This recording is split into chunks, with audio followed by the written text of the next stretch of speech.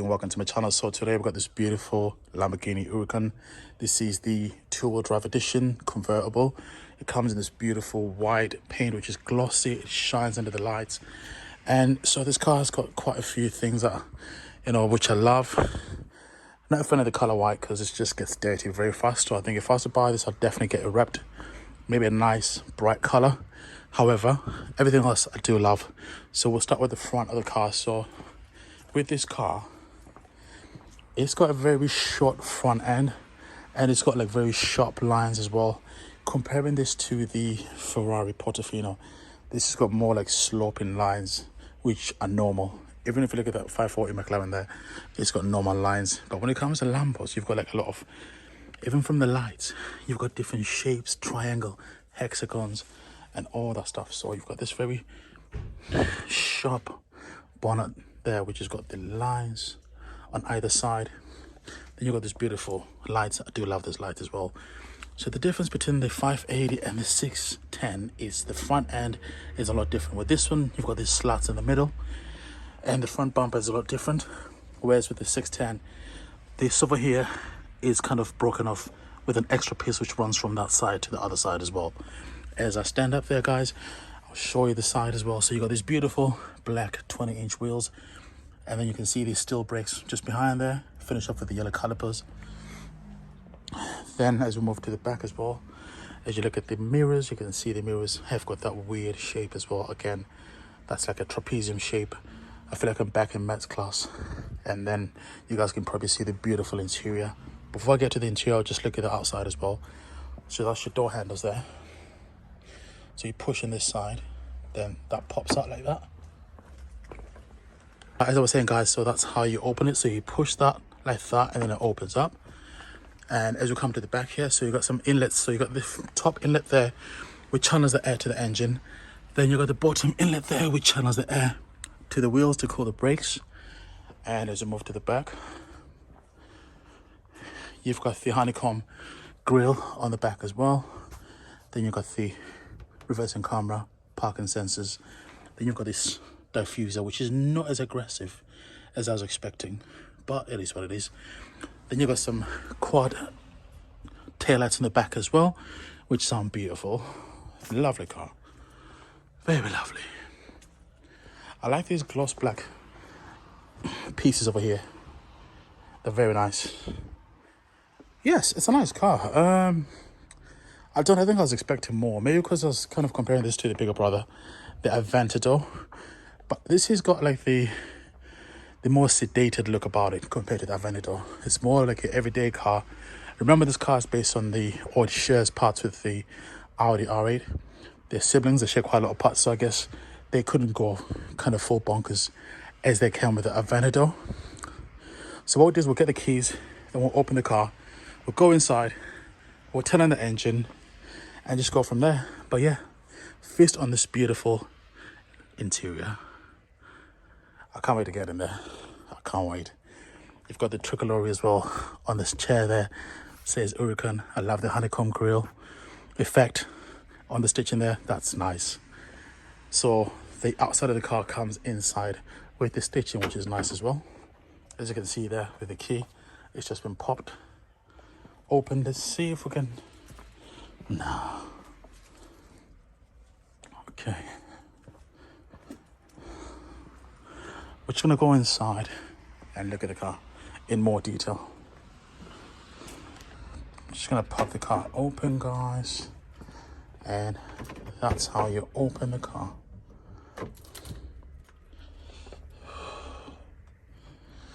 Right. I can't really open the car that wide because I don't want to catch the glass there. But as you guys can see there, that's the inside, that's the door, that's the beautiful pattern which follows the outside again with the honeycomb pattern. Then you've also got these different shapes.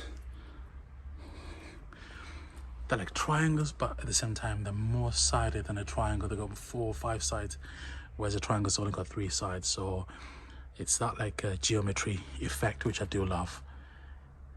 You've got the switch over there to change the different modes of the car. I love the steering wheel. And then you've also got these switches as well on the side, which look different. I like them. So you feel like you're sitting in a cockpit basically. Just everything feels like fighter jet style. Now, one thing about these cars that's been criticized is this space in there.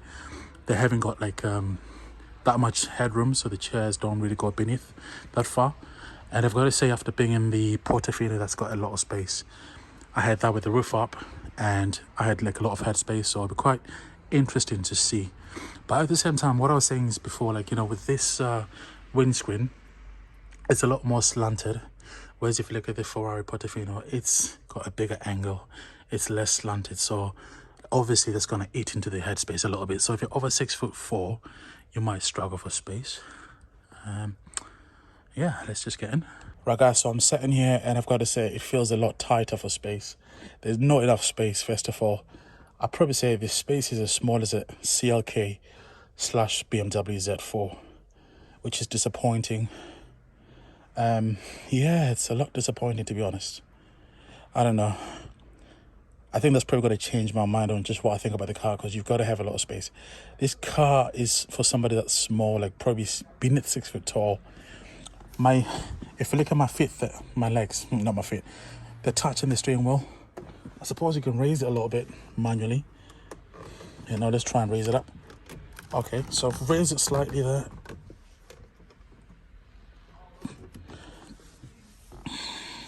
But then the problem is you kind of feel like you're hemmed in.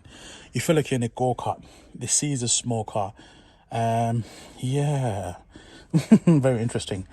But nonetheless, let's move on from that. So let's look at everything else. So the steering wheel itself, it followed the Ferrari brand by taking everything from the back and putting the light switches, the indicators on the steering wheel itself. It does look a bit busy for my liking. Then you've got your wipers there, the speedometer for the wipers. Then you've got your cruise control and all that good stuff as well. So you get this, I think it's about probably 12-inch screen just behind there. You don't get the center screen, you just get everything, all your information just on there. Then you get this, it's kind of like a Manettino. So this is where Lamborghini bought from Ferrari. These are obviously both Italian brands and they compete as well, but I think, you know, Ferrari are a lot better, to be honest. I think Lambo's got a better sound and a better design. They look more unique and angry, like a bull, whereas Ferraris are more like a beautiful woman in a beautiful dress that can dance, but at the same time she's got that class. And I think it's nice to have that next to me so I can compare it. That's got sweet lines. And also I've just reviewed a 488 GTB as well, so I can compare this to that as well. And so yes, as I was saying, like that's like a little Malatino for Lamborghini. So you got Strada, that's for street. Then you've also got Sport. Then you've got Corsa. So Corsa is your very aggressive mode, where I think the ESC is kind of half turned off, so it allows you to have a little play with this car. But you've got to know what you're doing with this car, because it's a rear-wheel drive. It's not the 610-4. So if you don't know what you're doing, you will definitely find yourself, you know, coming off the road quickly. So as I'm sitting here, I feel like as if I'm in a, I suppose maybe the interior and the size of it has to mimic the fighter jet. So if you look at the air vents there, they've also got the weird shape as well with the honeycomb grill style. Then you got the toggle switches over here for your lights. And as you move to the middle there, you've also got your other buttons as well for your functions, such as your windows. That's for your lift as well, which is very important when you come to those tricky London Underground parking spaces. When you're coming up, it can get a bit tricky, so you can raise the front axle. Then you can turn ESC off if you're brave. Parking sensors, auto start stop. I mean, who wants to have start stop on this? Then your windows as well. Then you've also got a little screen in the middle as well. Then that's your air vents as well, which have got that fighter jet style about them. Then you've got Lamborghini on there. We just opened the glove compartment. That looks very tiny. You can barely fit anything in there. You've also got door beams, enough to put like maybe a can of Coke, something like that. Then I also like how the door handles also again follow that shape as well. They're kind of shaped like door mirrors, you know. That's how I'm looking at them. And yeah, then you get the seated control there. You can put your SD cards in there as well. And as we come up here as well, you've got your navigation buttons. I don't like how you've got your navigation buttons and menu and all that stuff, but then you don't have a screen over there. It's a lot confusing, because when you're changing stuff, you've got to look at this screen right behind the steering wheel. So it just kind of does get a bit confusing. You might have to park the car up so you can just, you know, make your changes. I'd have preferred if they have the function buttons on the screen, just so it's a lot easier. So that's your toggle switch there. It's like a fighter jet. So you just flick it, then you'd press start. Then that's also your gear selection there. So that's your reverse there. So you just pull that to reverse, then the parking camera will come on as well. Then that's your park, that's your other buttons as well. And then you've also got like your button for your parking sensors. I'm not sure what these are for, to be honest. Not really sure, but I think that on there is for the roof. Then you've also got this little center piece over there, enough to put like a phone in there, nothing too big. So in terms of visibility, I don't really get that much visibility, to be honest. It's okay, but it's not really like, you know, that great.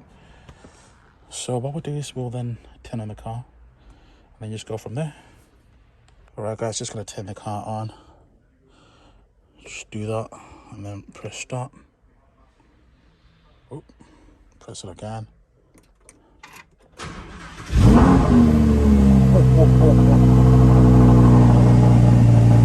And there we are.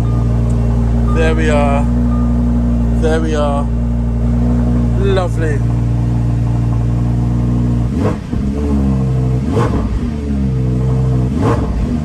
Wow.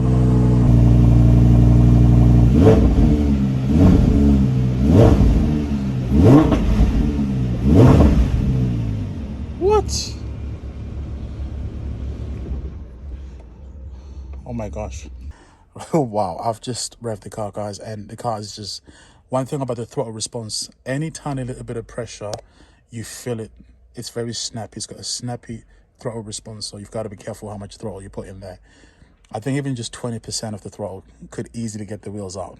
It's wet out there today, so if you drive this car, you'd want to put it in street mode. I'm impressed. I've got to say, the naturally aspirated 5.2 litre engine sounds a lot aggressive in this car. Beautiful, beautiful, beautiful.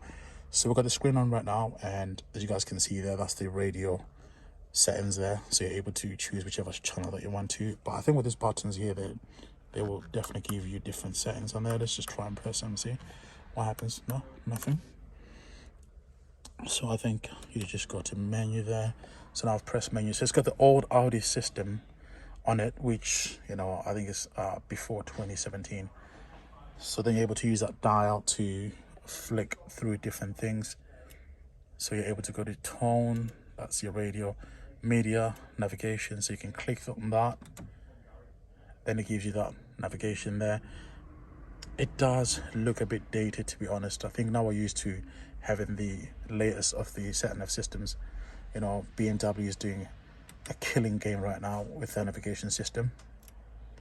Then information that tells you about the car itself. So, oh no, that tells you about the traffic, if you got any traffic in your area, so you know when to go.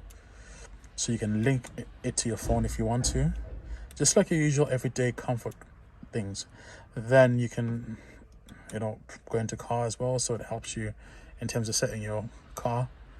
And you're able to change the driver aids, check your service, driver assist as well. It's got parking sensors, camera as well, so you're able to do all those different things on there as well. And then it's also got heated seats as well, so in winter time you're able to set them up, get the roof off, and then just, you know, have the chairs just burning your back, and then just, you know, just go mad basically. Yeah, I think the thing that wins this car for me is the sound and the throttle response. I felt scared though. I felt like as if it was just like some sort of beast that just wants to get unleashed. So the more you press the throttle response, the angrier it gets. And I think that's why people buy these cars. So the Ferrari is more for, I think, a perfect car which does everything perfectly. And, you know, the engine tone obviously has suffered massively because it's turbocharged. And then now Lambo are gonna also put like a turbocharger. We've had the Lamborghini Urus and we know how it sounds like, so it'll be interesting to see with the newer car which replaces this, like what sort of engine's gonna have.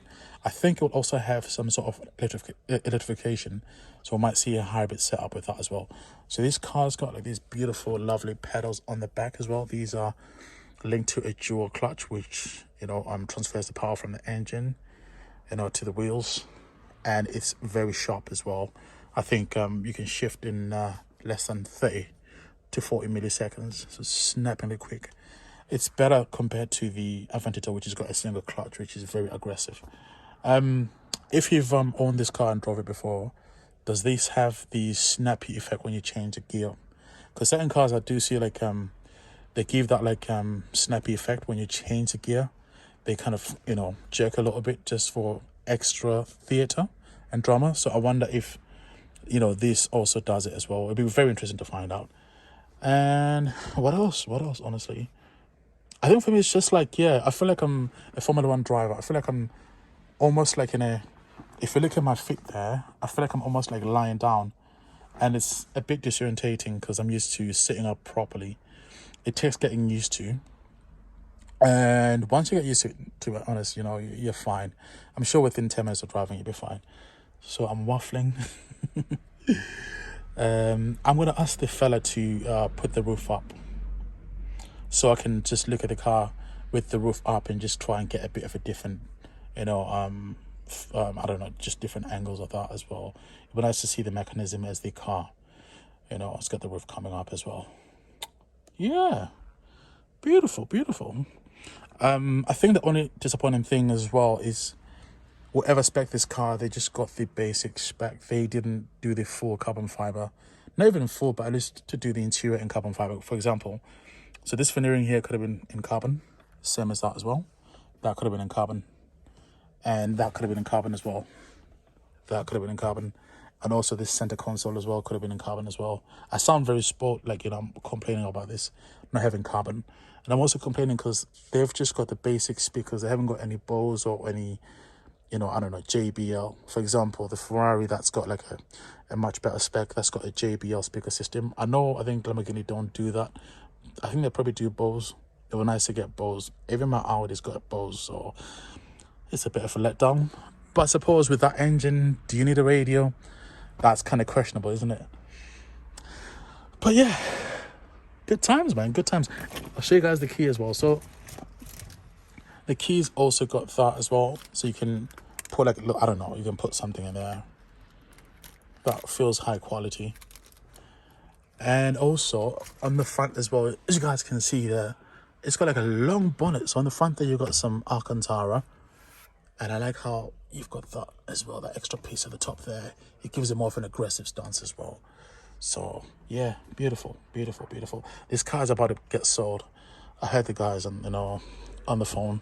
Someone's gonna come and buy this car. So whoever's gonna buy it, make sure you enjoy this car. Another thing I think which is better about this car is, it's gonna be very reliable because it's got the Audi parts, and you know that it's not gonna break down on you. Ferraris are notorious for breaking down, so are the McLarens. So one thing about Porsche and Volkswagen cars is you're going to get that durability, which is always a reassuring factor. And yeah, you've also got that middle screen over there. I know I'm just all over the place, but I'm just so excited. Also, another thing I forgot to say is, so just behind this middle piece there, you got that space, so you can also store some things in there. On the inside, there's like a bit of a grainage, which kind of gives it like a rough surface. So whatever you put in there will not just slip and just go all over the place. Yep, lovely, lovely, lovely. I'd have preferred if they had some sort of like scuff, which brings out some hot air. That would be nice for winter. But yeah, loving it, guys. Loving it, loving it, loving it, loving it. Right, guys, I'm gonna sign off after the guy comes and does it for me. So yeah, come back after.